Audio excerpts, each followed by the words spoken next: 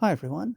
So in this week's video, I thought I'd take you through how I kind of experiment with a familiar subject. So once in a while, I think it's a really healthy thing to do from an artistic point of view to just kind of throw caution to the wind and experiment with something that you paint quite often. So I think it's very easy to fall into a pattern of doing things in the same way over and over again. And that's absolutely fine. If you enjoy doing that, as I do, I paint the same things over and over again, both the same subjects, and many times in the same way. So, for example, I paint a lot of sheep, and the style of these paintings varies from, I would say, very realistic to very surreal and kind of everything in between. I paint them in watercolor and acrylic. Sometimes I do drawings, so on and so forth.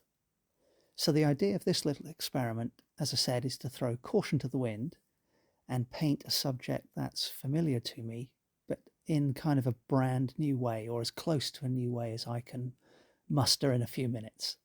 So I'm using A2 mixed media paper and interactive acrylics, starting out with a 1/2 inch wide flat synthetic brush and just popping in a couple of sheep coming in from the side of the composition. Now, it's not that unusual for me to include at least one animal that's kind of peeking in from the side of the painting, but normally that's just part of the painting, whereas here these two have been deliberately put off center, way over to the right.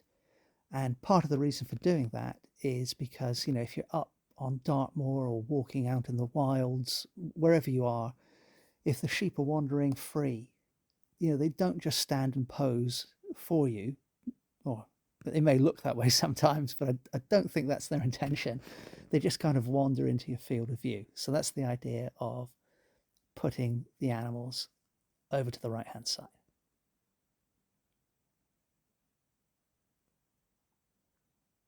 So now I'm coming in with a really, gigantic brush. And I would never normally paint animals, with this brush. I did experiment with it a bit the other week for regular viewers of the channel. Again, painting surreal sheep, funnily enough. And I'm just kind of popping in a sort of yellow ochre, almost a goldish brown, very, very thin application of paint. And so one of the techniques I use quite a lot if I'm painting grass, as I am at the moment, you can see I'm mixing the color now, or rather changing the color, added a little bit of green to the mix. Or indeed, if I'm painting the hair or fur on animals, is to use a frayed brush. But normally, the brush I would use, the frayed brush maximum width would be about 1 inch. And this one's a bit chunkier. I would normally use a flat brush, but this size 70 brush has got a rounded end. So again, it's good to experiment with just banging in big blocks of texture, especially when the brush is almost what, a quarter of the size of the animal I'm painting. So you really have to be, well, I guess fearless in a way, artistically fearless, but also you've got to think quite carefully, where am I going to put this big brush? And I think that's a really healthy thing to do, because it stops me getting too fussy and trying too hard to replicate reality. And sometimes these experiments don't work that well, and other times they work really well, and obviously there's stuff in between as well. So if you look at the fleece of a sheep, the temptation might be to start painting it with white. But then when you look more closely, in reality, there's a multitude of colors within the fleece, whether that's because they're dirty because they've been lying in the mud, or just it's the natural color of the wool. It's off white. Obviously, there's going to be some pure white in there, but there's a whole multitude of colors. So I started off with the colors of the fleeces here, fairly close, or identically close really, to the color I used for the grass. But then you can see I added in some brown, yellow, and a little bit of green that I'd used for the grass on the left, twisted the brush, and just kind of went with the flow to create some randomness within the fleece. So now I'm back in with my big brush, a much more fluid application of paint here, a mixture of blues. And you can see as the paint is running out on the brush, I'm just kind of shimmying the brush up and down as I drag it from right to left.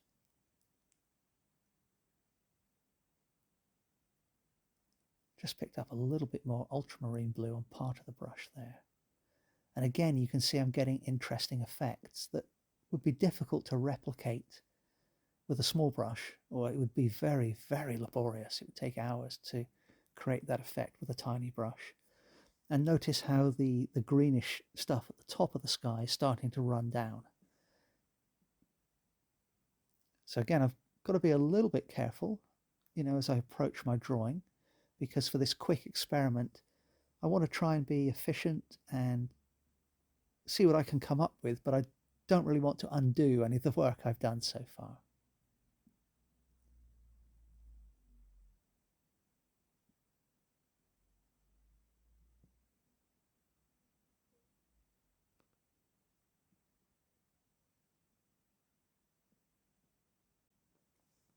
So at the moment, really all I've done, having put the outline of the the outline of the sheep in, is just thought about the textures I'm going to apply to different regions and how can I play with the different shapes I can make with this massive brush, really just looking to see where it will lead. And I've certainly had the experience over the years where a painting that I've spent a lot of time on, it might well sell and it might well sell several prints, but it doesn't always sell quickly. It might be months or even years until I sell it for the first time. And equally, I've had the experience where I've created a painting very quickly and been holding an exhibition and thought to myself, oh, shall I put that one in? Yeah, I'll put it in. I may as well. And that one sold immediately. So I think it can be quite difficult to judge our own work, certainly immediately after creating it. And sometimes I don't sort of see objectively how good or bad a painting I've created is, often until years later, because the work you create after it puts the previous work into context somehow. But anyway, back to this one. So now I've switched back to my 1/2 inch flat brush, and this is, a nice. I said I used frayed brushes many times in the past, but here this is a nice new brush, so no frayed edges. Coming in with some purple, and using this just to add the bare minimum of features to the head of the sheep to create a little bit of a sense of form. So, dark in the ears and on the knees, where, sheep typically have those darker pigmentations, the sides of the face as well, and then just some hints at nostrils and the mouth. So I'm just putting in the bare minimum, really, to try and make these sheep come to life. But as stated at the start of the video, in a very surreal way. So the whole point is to push the color boundaries, push the technique boundaries, push the boundaries on the textures and brush marks I can create to kind of see where it's going to lead.